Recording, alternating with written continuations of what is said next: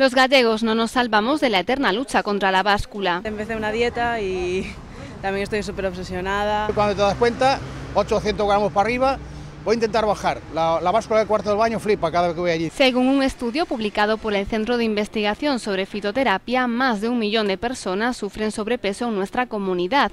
El problema aumenta de la misma forma que disminuye la importancia que le concedemos a nuestra alimentación. Comemos mal, cada vez peor, cada vez nos movemos menos, somos más sedentarios. Entonces todo esto lo que hace es tener más ingesta calórica que lo que gastamos. Tirar la toalla y mantener nuestras rutinas se ha convertido en el principal obstáculo para lograr nuestro peso ideal. Nos da mucha pereza. Todo el mundo gusta hacer ejercicio, pero cansa. Enfermedades cardiovasculares, hipertensión arterial o diabetes son solo algunas de las consecuencias sobre las que alertan los médicos, pero en juego también está nuestra autoestima y con ella nuestra felicidad. La alimentación y las emociones está íntimamente relacionada.